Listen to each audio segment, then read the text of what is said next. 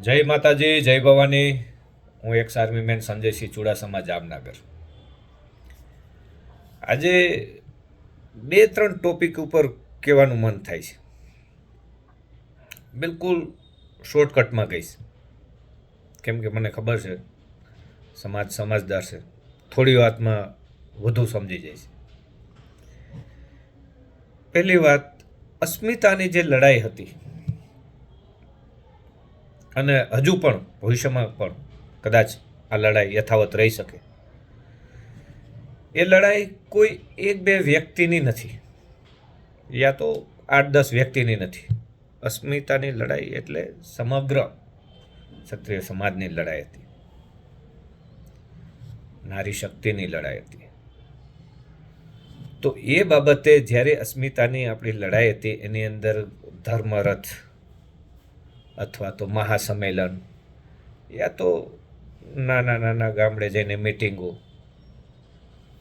યા શહેરમાં તાલુકામાં, જેમને જે યોગ્ય લાગ્યું, જે સમાજ માટે કરી શકે, જેમને જે યોગ્ય લાગ્યું કાર્ય કર્યું છે.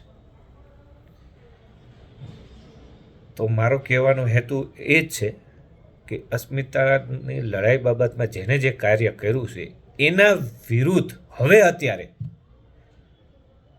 ખોટી ટિપ્પણીઓ કરવી એ બેકાર છે, એ મુદ્દાલેસ છે. કે તમારે આ નહોતું કરવું, તમારે ધર્મરથ નહોતું કાઢવું, તમારે મહાસંમેલન નહોતું કરવું, એનાથી તમે શું મેળવી લીધું, તમે આ કર્યું. એ જે કર્યું છે એમને કર્યું છે, અને જે ટીમને કામ મળેલું હતું એને કાર્ય કર્યું છે. એનાથી તમને કોઈ તકલીફ ના હોવી જોઈએ. તમારે કંઈ કરવું છે તમે કરો, તમને જો યોગ્ય લાગે કરો. હજુ પણ સમય જ છે, એવું તો છે નહીં કે બિલકુલ ફૂલ સ્ટોપ થઈ ગયું છે. હજી આપણે રૂપાલાના વિરોધમાં ચાલીએ જ છીએ. તો તમે એ કાર્ય કરો. પણ ફરીથી કહું છું, બે હાથ જોડીને વિનંતી કરીને કહું છું કે જે પણ કાર્ય કર્યા છે, ચાહે ધર્મરથના હોય, ચાહે મહાસંમેલનના હોય, એના વિરુદ્ધ ટિપ્પણી ના કરો. જે કાર્ય એ ટાઈમે કર્યા હતા એ સારા હતા, સચોટ હતા, અને એનું પરિણામ 100% નીકળીને આવ્યું છે. એટલે ફરીથી કહું, અસ્મિતાની લડાઈની અંદર 2-4 વ્યક્તિની લડાઈ હતી જ નહીં.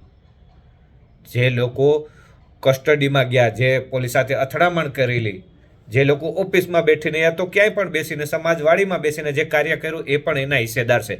માટે પર્સનલી કોઈ ના લ્યો, અમે કર્યું, આ કર્યું, ને આ નહોતું કરવું, ફલાણું નહોતું કરવું. એટલે એ બધું રહેવા દો, સમાજ બધું સમજે છે. નંબર 2, ગધેથળ બાબતે જે ગુરુ પૂજાનો કાર્યક્રમ રાખેલો હતો, હું આમાં ફરીથી કહું છું, હું મુખ્યમંત્રી અથવા તો ભાજપની કોઈ બડાઈ ચડાઈ નથી કરતો.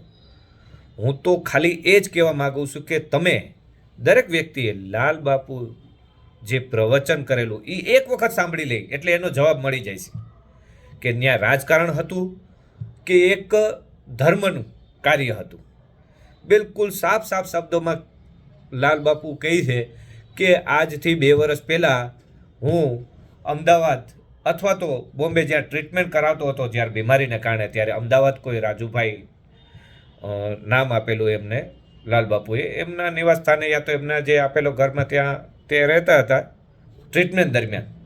એ દરમિયાન મુખ્યમંત્રી ત્યાં એમને મળવાઈ ગયા અને ધર્મની વાતો કરી, અને બાપુએ એમને કહેલું કે ભાઈ એક વખત તમે અમારા આશ્રમે આવો. હવે એ 2 વર્ષ પછી આજે શું કામ આવ્યા, શા કારણે આવ્યા, એ બધું રાજકારણનો વિષય છે. પણ હકીકતથી બાપુએ આમંત્રણ આપેલું છે, લાલ બાપુએ. તો એને જે મુખ્ય દ્વારા, જે પ્રવચન દ્વારા જે વાત કરી, તો એની પાછળ કોઈને પણ અધિકાર નથી કે ટિપ્પણી કરી શકો કે આ કારણે થયું ને ઓલા કારણે બોલાવ્યા ને આ કારણે, જે કારણે થયું હોય. પણ કોઈ એવું ક્યાંય ત્યાં સમાધાનની કોઈ વાત તો નથી થઈ ને.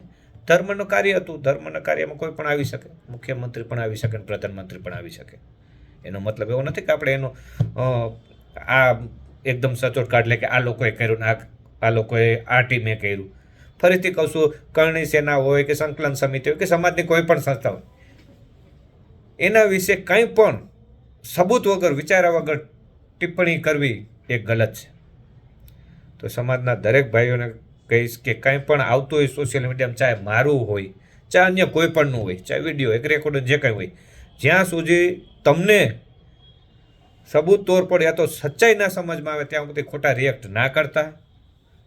ક્ષત્રિય સમાજ એકત્રિત થયો છે, અને મહાસંમેલન હોય કે ધર્મરથ હોય, એના ઘણા બધી ફાયદા થયા છે.